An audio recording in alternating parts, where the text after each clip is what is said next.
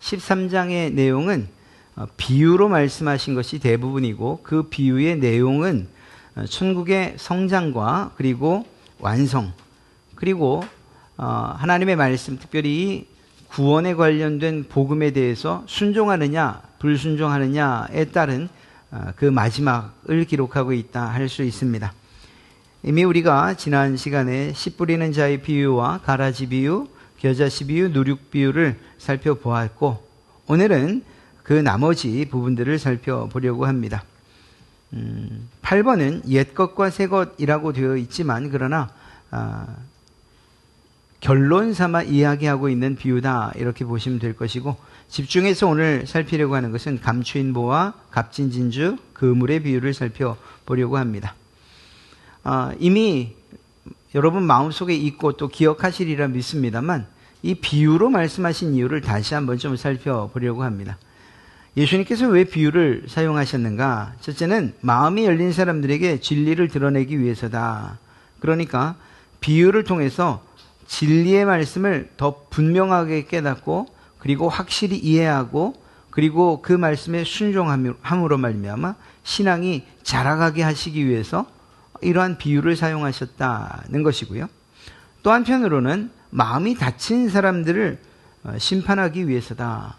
마음이 강팍하고 그리고 너무나도 단단하고 굳고 이런 사람들에게는 하나님의 말씀이 이 길가와도 같아서 그 길가에서는 이 뿌리를 내리지도 못하고 그냥 새들이 채가는 이런 일들을 만나게 된다고 말씀드렸지 않습니까?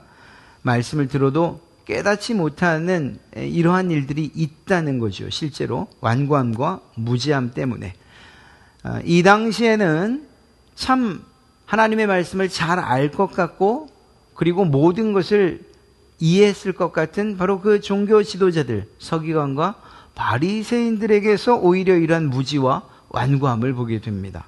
그래서 하나님의 말씀, 예수 그리스도가 전하는 이 하나님 나라의 복음이 계속 선포되고 있었음에도 불구하고 오히려 그들은 마음이 닫혀서 예수를 죽이려고 하는 데만 혈안이 되어 있는 것을 보게 되죠. 그렇습니다. 비유로 말씀하셨다라고 할 때에 그 비유가 풀어 해석되지 않으면 그것은 영원한 수수께끼로 남을 수밖에 없는 거죠. 안타깝게도 그 당시에 종교적으로 주도권을 쥐고 있었던 그 사람들, 그 종교 지도자들이 오히려 이 수수께끼를 풀지 못하는 아이러니한 상황에 놓이게 되고 결국 그들은 문제를 풀지 못하자 그 문제를 낸 예수 그리스도를 죽이려고 합니다. 이런 상황 가운데에 이러한 두 가지 원리를 본다면 여러분들에게 선포되어지는 예수 그리스도의 비유의 메시지들, 여러분들의 마음이 열리고 또 부드러운 밭과 같아서 또 이렇게 말씀으로 풀어 해석되는 이 하나님의 말씀을 마음속으로 받아들이고 그리고 믿음으로 말미암아 큰 열매 맺는 그러한 여러분 되시기를 주님의 이름으로 축복합니다. 오늘 먼저 살펴보려고 하는 것은 숨겨진 보배에 관한 이야기입니다. 숨겨진 보배의 비유의 핵심은 윤리적이거나 법적인 문제가 주안점이 아니라는 것입니다. 너무 이것에 창념하다 보면 그러면 본질을 놓치게 되고 본 뜻을 생각하지 못하게 되죠. 무슨 말인가? 어떤 한 사람이 밭에 감추인 보화를 발견하게 됩니다. 그리고 이 보물은 자기 것이 아니에요. 그러다 보니까 여기에서 윤리적인 문제를 제기하는 분들도 계십니다. 아니 자기 것도 아닌 걸 가지고서 감춰두고서 마치 자기 것이냐 그렇게 밭을 사서 자신의 소유로 삼냐 뭐 등등 말입니다. 다시 말씀드리지만 예수님께서 이 이야기를 하신 것은 윤리적이거나 법적인 문제를 따지려고 하는 것이 아니고 감추어진 보화를 발견한 한 어떤 사람 그리고 그 사람이 어떤 태도를 취하느냐 하는 것을 통해서 복음의 진리를 발견한 사람들이 어떤 모습으로 어떤 태도를 어떤 결단을 내려야 하는가 하는 것을 말씀하고자 한 것입니다. 그 당시 이 고대 전쟁이 이 지역에서 이 팔레스틴을 포함한 고대 근동 지역에서 계속 있었지 않습니까? 그러다 보니까 이 말씀을 풀이해 주시는 분들은 이렇게 말합니다. 도망도 가야 되고 때로는 피신도 해야 되고 그러다 보니까 자신이 가진 이 물질들, 이 재물들을 항아리나 하여튼 뭐 상자에 넣어서 자신의 밭에 감추어 두는 일들이 왕왕 있었다. 그건 충분히 이해할 수 있지 않습니까? 그리고 나서 피난을 갔는데 거기서 객사를 하거나 혹은 사망을 하거나 이런 상황들이 벌어졌다 가정하자 이렇게 이야기를 합니다. 어찌되었거나 주인 없는 그러한 보물처럼 이야기하고 있고 이것을 취득한 것에 아무 문제가 없는 것처럼 주님은 말씀하십니다. 이렇게 감추어진 보물, 감추어진 보화라고 하는 이유가 무엇인가? 그렇습니다. 천국은 비밀스럽게 숨겨져 있다라는 사실입니다. 아니, 숨겨져 있는데 그것을 어떻게 발견하느냐? 그러니까요. 숨겨져 있는데 어떻게 발견했을까요? 그냥 우리가 쉽게 하는 이야기대로 하면 우연히 발견하죠. 우연히. 그냥 자기의 일상생활을 하다가 밭을 갈다가 우연히 발견하는 거예요. 아니, 하나님 나라의 복음이 우연히 발견된다고? 정말 일상의 생활을 하다가 우연히 발견했다라고 하는 것을 마음 한구석에 좀 두시기 바랍니다. 중요한 것은 농부가 발견한 이 보물처럼 천국이 이러한 가치가 있다는 사실 하나는 분명합니다. 다음 비유도 마찬가지입니다. 진주도. 진주 비유에서의 핵심은 앞의 비유와는 좀 다른 부분이 한 가지 있는데 그것이 무엇이냐면 진주 상인이 좋은 진주를 찾기 위해서 부단히 노력했다는 거예요. 가장 좋은 진주, 가장 값진 진주를 찾기 위해서 이곳저곳을 돌아다니는 거죠. 당시에는 홍해나 페르시아만이나 인도까지도 가서 그 진주를 구해오는 일들이 많았다라고 합니다. 이렇듯이 진주 상인이 자신이 가장 가치 있는 진주, 가장 비싼 진주를 구하기 위해서 이곳저곳 애쓰면서 다녔다라는 것. 앞서는 어떻게 해요? 우연히. 그런데 여기서는 찾아서 헤매는 수고와 노력이 있는. 중요한 것은 결론은 가치 있는 것. 가장 가치 있는 것들을 서로가 발견한다는 데 있죠. 그래서 똑같은 내용은 무엇이냐? 천국은 이렇듯 보물처럼 큰 가치가 있다라는 것입니다. 그래서 이 두 가지 비유를 좀 함께 살펴보면 한 표처럼 한번 살펴보면 이렇습니다. 숨겨진 보배는 그 과정이 어떠냐? 발견의 과정이 일하다가 우연히 발견을 하고요. 귀한 진주는 오랫동안 찾아다니다가 발견을 합니다. 그 발견한 사람이 어떤 사람이냐? 숨겨진 보배는 그냥 여러분이나 저처럼 평범한 사람이에요. 그냥 평범하게 오늘도 밭을 갈고 내일도 밭을 갈 사람이에요. 그냥 농부입니다. 그 시대의 흔한. 그런데 귀한 진주를 찾아다닌 사람은 전문적인 사람이고 그리고 진주에 대해서 너무나도 잘 알고 있는 정말 가치가 있는 것이 무엇인지를 알고 있고 탐구하고 노력하는 사람이죠. 이것이 다른 점이에요. 그런데 같은 점도 있습니다. 그것을 발견하는 즉시 즉각적으로 투자를 합니다. 그 진주를 사기 위해서 자신의 온 재산을 팔아서 그 진주를 사고 밭에서 보물을 발견한 사람 역시 자기의 소유를 다 팔아서 그 보화를 사지요. 한 가지 표현되어 있는 것, 좀 다른 점이 있다면 앞에 숨겨진 보배는 즉시 기쁨으로라는 게 표현되어 있어요. 그러나 가만 살펴보면 진주를 찾아다니던 진주상인 역시 정말로 기쁜 마음으로 그 일을 했을 것입니다. 이유가 무엇일까요? 그 자신의 모든 소유를 팔아서 보물이 숨겨진 밭을 사고 또 가장 가치 있다고 여겨지는 진주를 산 이유가 그렇죠. 그 숨겨진 보물의 가치를 알고 자신이 발견한 진주의 가치를 아는 거죠.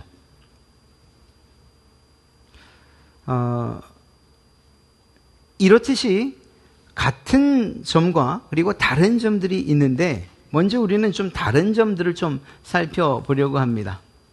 숨겨진 법에는 말씀드린 것처럼 일하다가 우연히 평범한 농부가 귀한 진주는 오랫동안 찾아다닌 전문적인 진주 장사꾼이 상인이 발견하게 됩니다. 이 말을 하나의 명제로 한 문장으로 하면 하나님 나라는 누가 발견하는가? 누가 복음의 영향력 아래 놓이게 되는가? 하는 이런 문제를 던지게 됩니다. 과연 하나님 나라는 누가 발견할까요?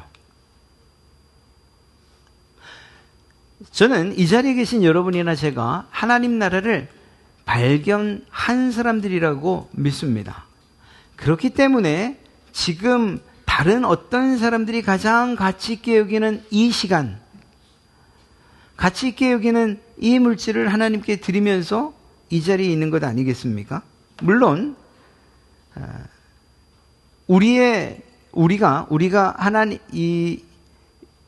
하나님 나라 진주와 보화를 위해서 치르는 대가가 이보다 더 클 수 있다는 것, 그건 인정합니다. 어찌되었거나 지금 이 자리에서 예배하고 있다는 사실만으로도 우리는 이미 하나님 나라를 발견한 것이 아니겠는가 생각을 합니다.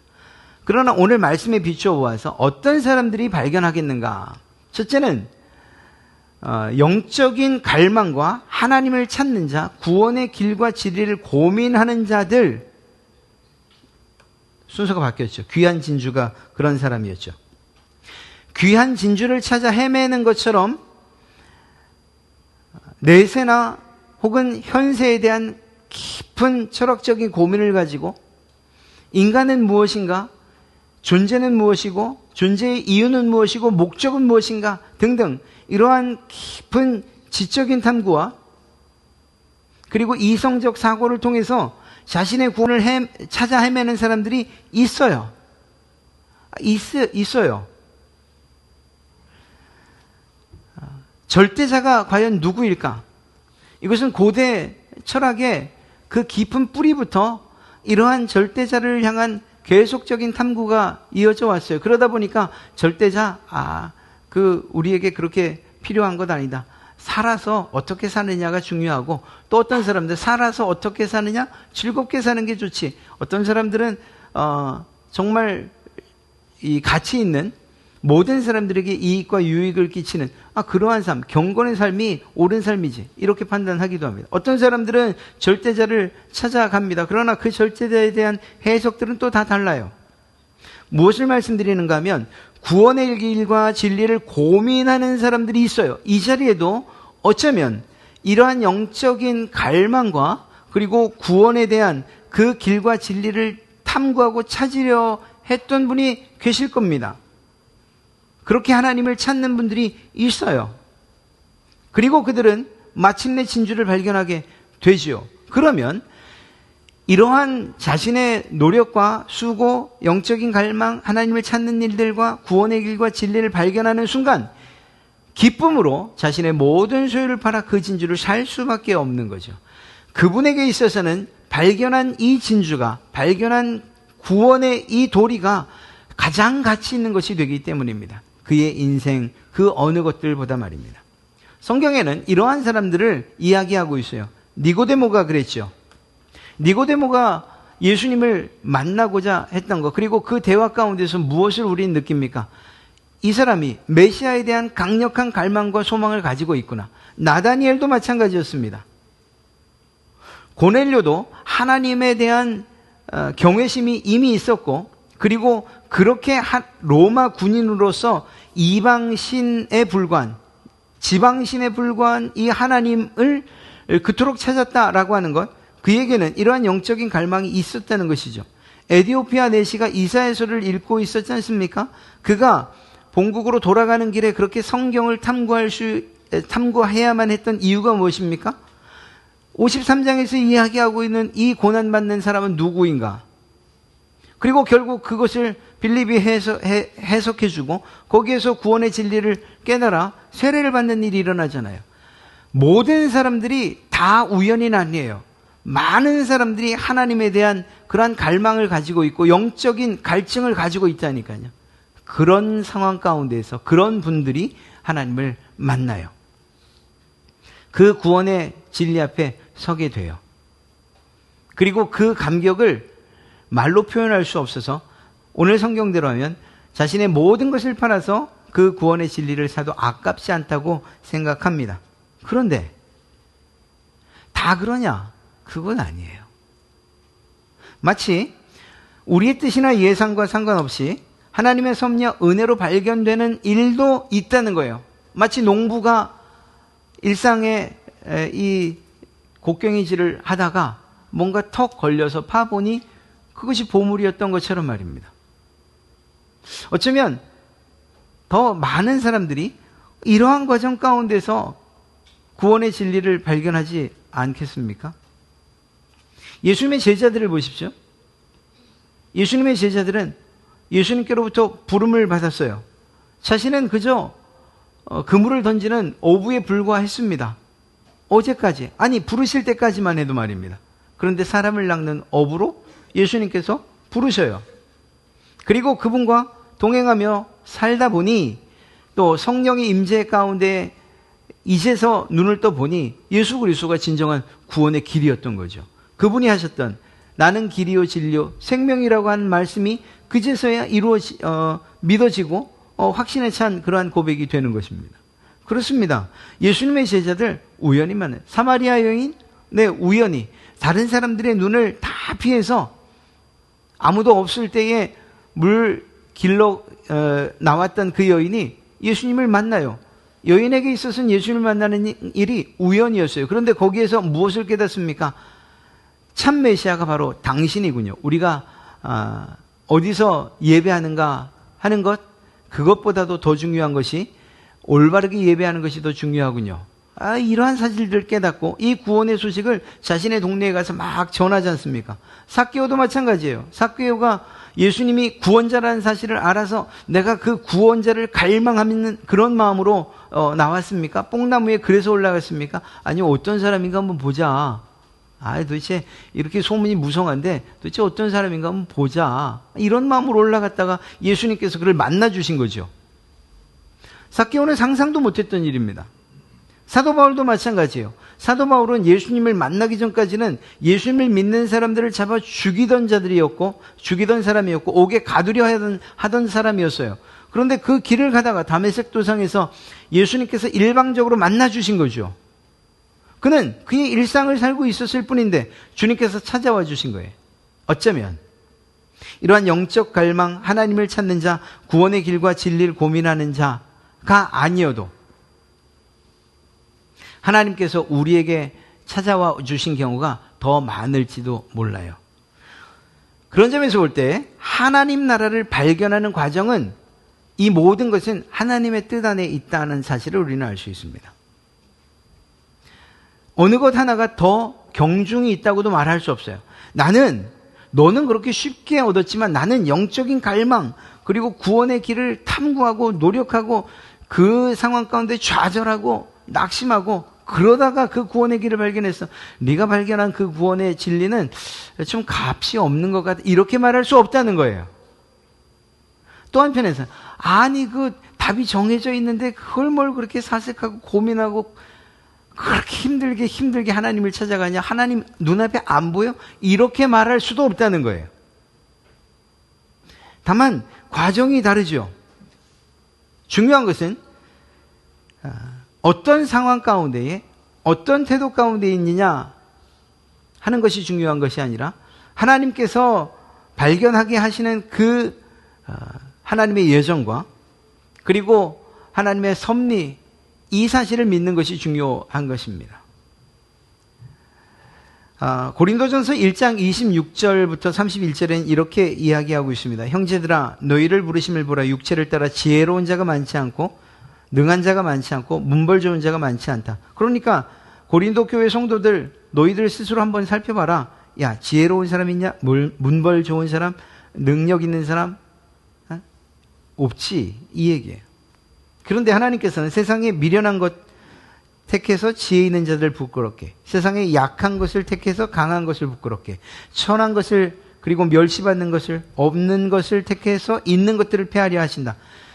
여러분, 이 말씀 가지고서 그래, 나 없어, 정말 아무것도 없어. 예, 그래도 돼요. 그런데 그보다 더 중요한 것은 이 이야기가 아니고요. 지혜가 있던 없던 간에 하나님 앞에서 자랑하지 못하게 하려고 하셨다는 이 사실이 중요하고, 빨간색으로 기록된 예수는 하나님으로부터 나와서 우리에게 지혜와 의로움과 거룩함과 구원함이 되셨다는 이 사실을 믿는 것이 중요합니다. 그냥 일상에서 곡괭이질을 하다가 보화를 발견하던, 열심히 사색하고 탐구하고 노력을 하다가 그 진리를 발견하건 간에 그 진리의 근원은 오직 예수 그리스도께 있다는 사실입니다. 그 예수 그리스도를 통해서 참된 지혜와 그리고 참된 의로움과 진정한 거룩함과 완전한 구원을 얻게 된다는 이 사실을 믿는 것, 이것이 중요하다는 것입니다. 여러분이 발견하는 그 과정도 중요하지만, 그러나 그보다 더 중요한 것은 여러분이 발견한 바로 그 보화와 보배가 중요하다는 것이에요. 그래서 숨겨진 보배이든지 간에 귀한 진주이든지 간에, 선생님 저 좀 도와주실래요? 네. 숨겨진 보배이든지 귀한 진주이든지 간에 동일한 것, 이것이 중요합니다. 발견되는 과정이 여러분들과 여러분의 발견 과정과 비교할 때에 이것과 또 다른 방법으로 예수님을 믿게 된 분들도 계시겠죠. 그러니까 그것들이 더 중요한 것이 아니고 그 다음에 이들이 어떻게 했는가, 보배를 발견하고 진주를 발견한 다음에 어떻게 했는가가 중요한 거예요. 결단하죠. 발견 즉시 기쁨으로 이 일을 합니다. 즉각적으로 자신의 소유를 팔아서 이것을 투자하여 얻습니다. 이유가 뭐냐? 가치를 알았기 때문입니다. 가치를 알았기 때문에 자신의 모든 소유를 팔아서 이것을 살 수 있었던 거예요. 사고자 결단하는 것뿐만 아니라 즉각적으로 그 일을 했던 것입니다. 보물과 진주를 발견한 사람들의 태도가 우리에게는 가장 중요한 것입니다. 그 태도가 우리가 마음에 새겨야 될 일들입니다. 여러분, 이 초등학교 학생들, 중학생들도 포함될까 모르겠습니다.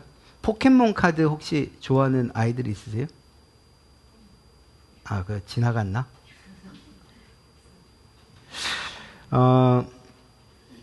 혹시 이게 가장 비싼 카드가 얼마인지 아세요? 카드 한 장에. 혹시 아세요? 모르시죠?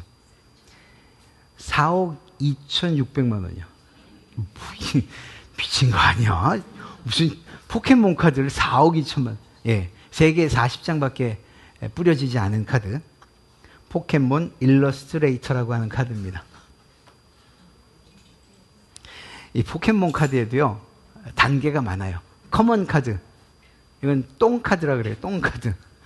누구나 다 가지고 있어요. 그냥 포켓몬 카드 구하는 애들은 누구나 다 가지고 있어요.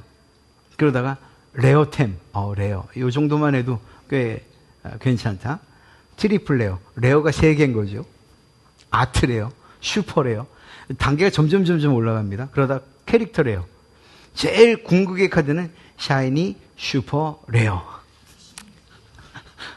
빛나는 슈퍼 레어. 여러분, 카드를 모으는 여러분의 아이가, 아니 여러분이라고 해도 상관없어요.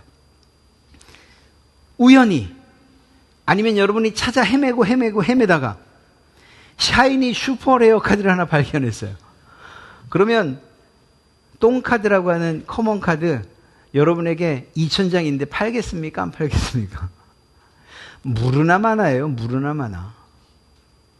포켓몬 커먼 카드는 아무리 많아도 의미가 없어요. 누구나 다 가지고 있으니까. 가장 귀하다 하는 제일 최상급이거든요. 제일 최상급. SSR. 샤이니 슈퍼 레어. 발견하면 커먼 카드 어느 정도의 레어 카드 상관없어요. 그거 다 팔고 이거 한 장이면 되는 거예요. 이거 한 장. 여러분들은 이렇게 공감이 안 되시지만 아이들한테 했으면 제가 폭발적인 반응을 이끌었을지도 몰라요. 그런데 다만 이것이 아니고 여러분들의 일상에서도 충분히 이해하실 수 있는 이야기예요.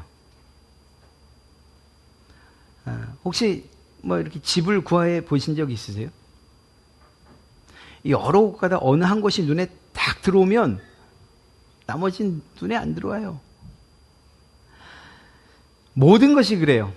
여러분들이 가지고 싶은 것 혹은 그것이 우연히 발견되든 찾아 헤매던 간에 여러분들이 무엇인가를 가져야겠다라고 생각한 그것이 여러분의 마음속에 여러분의 생각 가운데 있으면 나머지는 안 들어온다니까요. 할 수 있으면 빠르게 무엇이든 팔아서 그걸 사려고 할 거예요. 제 개인적인 얘기라서 죄송한데 카메라를 좋아하다 보니까 아버님이 물려주신 A21 캐논 카메라가 있었어요. 필름 카메라. 어느 날부터 보니까 필름 카메라는 이제 시대가 간 거예요. 그래서 이걸 디지털 카메라로 바꿔야겠다 생각을 했는데 돈이 없잖아요. 기종 딱 봐두고 그 다음에 A21을 제일 비싸게 파는 방법에서 또 팔아요. 또 돈을 모아요. 그리고 그걸 사요. 그러고 나면 또 윗단계가 또 보여요. 그러면 또 점 찍어 놓고 중고식 쫙 찾아보고 그리고 이제 가장 이 카메라가 가장 비쌀 그 시점 떨어지지 않을 시점에 또 팔아요. 이렇게요. 이렇게 해서 사는 거예요. 아직도 제 마음속에는 여전히 카메라 하나가 여전히 있어요. 너무 비싸지만. 그런 겁니다. 가치 있는 것이 내가 정말 소중하고 가치 있다 여기는 것이 발견되면 그 이전의 것들은 너무나 더 쉽게 버려진다니까요. 오늘 이 보물과 진주를 발견한 자들의 태도가 첫째는 즉각적인 결단이었어요. 밭과 진주를 사는 바로 그 결단 말입니다. 일말의 망설임도 없어요. 발견하자마자 자신의 온 소유를 팔아서 밭을 샀고 진주를 발견하자마자 자기의 모든 소유를 팔아서 그 진주를 샀어요. 이유가 무엇이냐? 이것이 가장 귀하다는 사실을 알기 때문인 거예요. 자기가 판 소유 이 모든 것들보단 말이에요. 그래서 희생이라고 말하면 안 돼요. 오늘 이렇게 보물과 진주를 사기 위해서 내가 모든 소유를 팔았어. 이걸 바꿔 말하면 내가 하나님의 나라를 사기 위해서 이 복음 때문에 내가 모든 것을 희생했어. 이렇게 말해서는 안 된다는 거예요. 이유가 뭔지 아십니까? 아니, 여러분들이 모든 것을 팔았다고 하는 그것보다 천국이 더 가치 있는 것인데 이게 왜 희생이에요? 더 가치 있는 것을 손에 얻으셨으면서. 좀 고상한 말로 투자라고 하세요. 여러분의 모든 인생을 투자해서 천국을 사는 거예요. 이 사람은 자신의 모든 소유를 투자해서 밭을 샀고 그 밭에 있는 보화를 얻었고 모든 소유를 투자해서 진주를 구한 거예요. 이것을 희생이라고 이야기하면 스스로 교만해져서 생색내요. 내가 희생한 게 얼만데 내가 정말 예수님을 잘 믿고 또 그 구원을 얻기 위해서 내가 치른 값이 얼만데 이렇게 말이에요. 아니에요. 그렇지 않아요. 희생이 아니에요. 희생이 아니고 정말 선관을 가지고서 좋은 것을 선택했고 그것을 산 것이에요. 투자한 거예요. 왜냐하면 치른 값과는 비교할 수 없는 더 큰 가치가 보물과 진주에 있음을 알았기 때문인 거죠. 여러분, 세상의 그 어느 것도 천국보다 가치 있는 것이 있겠습니까? 없습니다. 여기에서 우리는 정리할 수가 있어요. 여러분들이 지금 믿고 있는 그 신앙, 그 믿음, 나는 하나님 나라의 백성이다. 나는 정말 죽으면 하나님 나라에 갈 거다라고 하는 이것에 대한 확실한 가치를 못 느끼면 이 믿음에 대한 확실한 가치를 못 느끼면 결코 내 소유를 팔지 못해요. 진주장사가 어떤 진주를 발견했는데 그래 이건 내가 가지고 있는 보물들 가운데 어느 정도를 팔면 사겠다 싶으면 그것만 팔지 아니 가치도 안 되는 것을 위해서 자신의 모든 소유를 팔겠습니까? 아니죠. 여러분들이 믿는 이 신앙과 이 믿음 하나님 나라에 대한 복음, 그리고 이것을 통해서 얻어진 하나님 나라가 확실하고, 그리고 그 가치가 있다, 확실히 있다라고 믿는 분들은 오늘 이 이야기처럼 자신의 소유를 아낌없이 파는 거예요. 오해하지 마십시오. 전 재산을 기부하라, 이게 소유를 파는 거다, 혹은 지금 하시고 있는 일 접으시고 신학교를 가셔야 된다, 목사가 되어야 된다, 선교사로 가야 된다, 이거 아니에요. 그게 아니에요. 그걸 말씀드리는 게 아니에요. 여러분들이 가장 가치 있게 여기는 바로 그것을 가지고서 하나님 나라를 살아가는 거예요. 이걸 더 쉽게 말하면, 선택할 때에 무엇을 선택할 것이냐, 둘 가운데 무엇을 할 것이냐 할 때에 여러분들이 더 가치 있게 느끼는 것이 바로 하나님의 나라이기를 바란다라는 것입니다. 사도 바울이 무엇이라고 이야기합니까? 자신의 모든 것을 배설물로 여겼다고 이야기하죠. 우리의 믿음의 선배들이 죽음 앞에 가서도 여전히 그 신앙과 믿음을 포기하지 않았던 이유가 무엇이라고 생각합니까? 단순하게 신념 때문에? 지금까지 내가 어떻게 믿어왔는데 그 시간이 아까워서? 자기를 바라보는 많은 사람들의 눈이 있어서? 아니에요. 스데반이 그랬던 것처럼 그들의 눈앞에는 지금 하나님 우편에서 자신을 응원하고 있는 예수 그리스도를 봤던 것이요. 그러니까 이 세상에 그 무엇과도 바꿀 수 없다고 하는 목숨도, 그 자신이 딱 하나 가지고 있는 그 소유, 그 목숨도 아까워하지 않았던 거예요. 그거 아깝지 않아요. 왜냐하면 저기에 있는 저분, 예수 그리스도와 함께하는 저 일이 더 가치 있다고 여겼기 때문에. 이 세상에 신앙으로 말미암아 순교했던 모든 순교자들의 마음은 다 동일한 거예요. 교회 건축을 하고 교회 헌신했던 모든 이들의 마음이 이러했을 것이라고 저는 믿어요. 그것이 더 가치 있는 일이라고 여겼기 때문에 내가 가진 것들을 아무것도 아닌 것이라고 생각할 수 있었던 겁니다. 여러분들이 교회 헌신하기를 바라서 그것을 어떤 족쇄처럼 사용하기 위해서 이 말씀을 드리는 거 아니에요. 이건 어쨌거나 여러분들이 결정을 하셔야 되는 거예요. 왜냐하면 제가 아무리 가치 있다고, 하나님 나라는 가치 있는 것입니다. 내 생명과도 바꿀 수 없을 만큼 가치가 있는 것입니다. 이건 제 신앙인 거죠. 여러분들은 여러분의 신앙이 있는 거예요. 그리고 여러분의 신앙과 그 믿음, 여러분의 가치의 그 등급에 따라서 어디까지 파느냐, 여러분들의 소유에 어디까지 기꺼이 내놓을 수 있느냐가 정해지는 거예요. 여러분, 이 사람들의 공통점은 바로 기쁘게 이 일을 했다라는 것입니다. 자신의 모든 소유를 파는데도 기뻐요.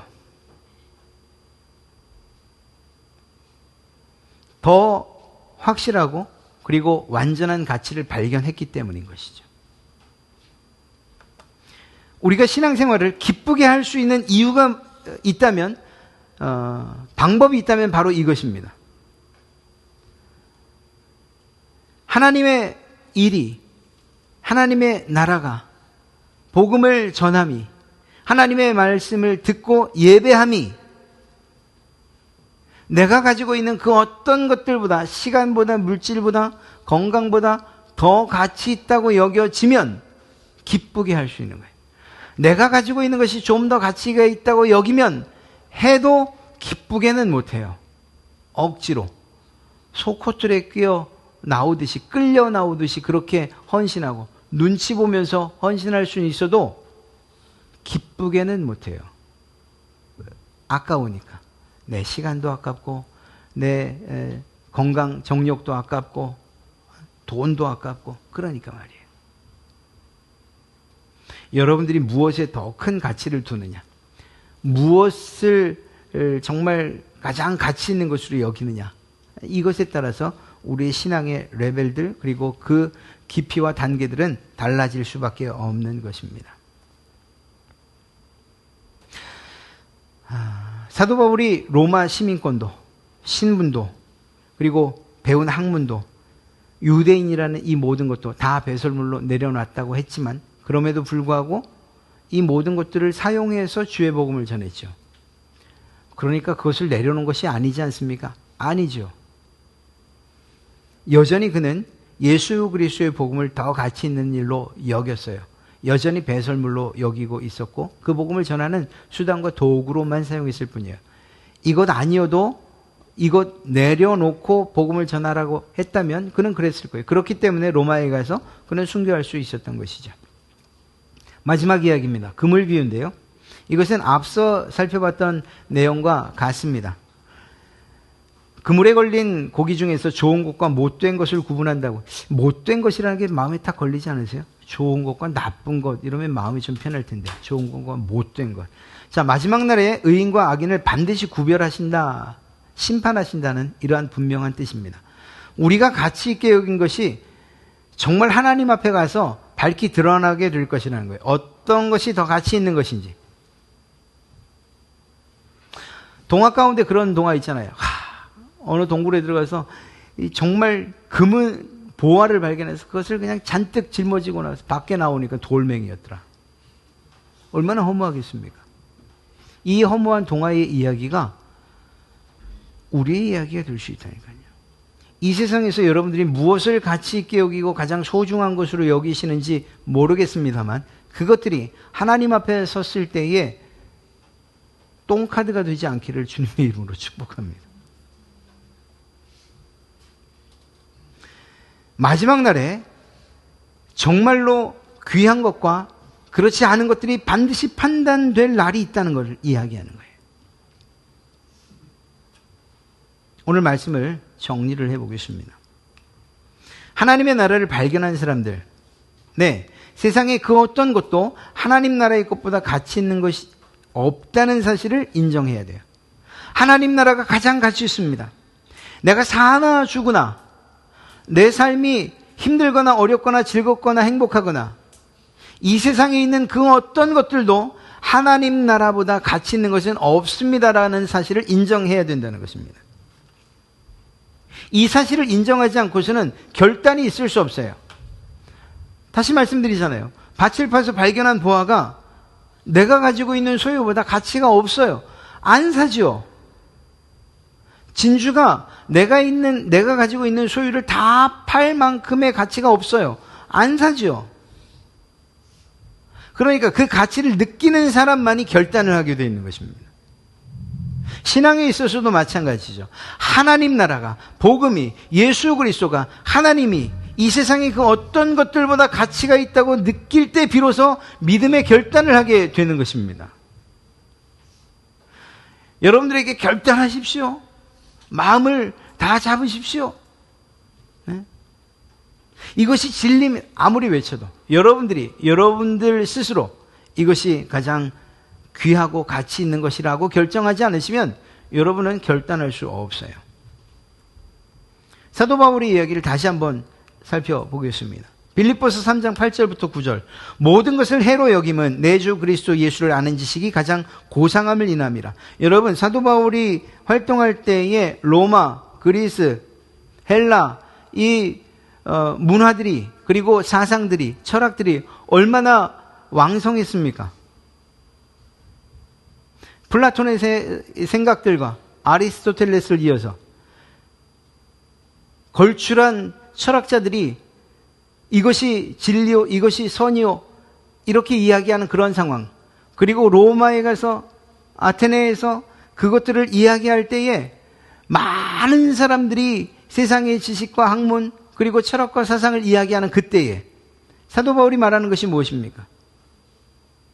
모든 것을, 이러한 세상의 모든 지식과 학문과 사상, 이 모든 것들을 해로 여김은 예수를 아는 지식이 가장 고상함이기 때문입니다. 내가 그를 위하여, 예수 그리스도를 위하여 모든 것을 잃어버리고 그가 가지고 있는 나름의 기득권들, 로마 시민권, 유대인으로서의 그러한 바리새파, 가말리엘이라고 하는 사람에서 아래서 배웠던 그러한 학식들, 지식들, 그의 자존심까지 이 모든 것들을 잃어버리고 배설물로 여겼다. 이유가 무엇이냐? 예수 그리스도가 가장 가치 있는 가장 귀한 보물이라는 것을 발견했기 때문입니다. 이것이 사도 바울의 고백이에요. 저는 여러분들이 사도 바울의 이러한 고백을 여러분의 입술과 여러분의 신앙과 여러분의 결단으로 하시기를 주님의 이름으로 축복합니다. 한번 생각해 보세요. 지금 가장 가치 있고 가장 귀하고 가장 보물이라고 하는 것, 그것이 무엇입니까? 가지고 있는 건강 혹은 물질, 세상에서 이러한 지위들, 여러분의 목숨, 여러분이 그토록 사랑하는 자녀들. 안타깝지만 죽음의 문턱을 그 어느 것 하나도 가지고 건널 수 없어요. 그 문턱을 말입니다. 그렇다고 하면 그건 가치 있는 것이 아니죠. 이 세상에선 가치 있는 것처럼 보일지 몰라도 주님 앞에 가기 위해서 그 문턱을 넘어서는 순간 그것들은 이미 여러분들과 분리될 거예요. 아무것도 아닌 것으로. 그때 여러분 손에는 무엇이 주어져 있습니까? 그때 여러분의 손을 붙잡고 있는 그분이 예수 그리스도이시기를 주님의 이름으로 축복합니다. 아직 이해가 안 돼도 상관없어요. 더 깊이 묵상하시고 더 깊이 사고하시고 여러분의 이성과 또한 가지고 있는 모든 사상이나 철학적인, 그리고 또 더 나아가서 자연과학을 동원하셔서 모든 것을 다 동원해서 무엇이 가치 있는가 하는 것들을 한번 깊이 있게 탐구해 보세요. 아, 나 그거 싫어. 그러면 그냥 우연히 발견한 보물로 생각하시고 그냥 전적으로 결단하셔요. 그 끝은 똑같을 것이기 때문입니다.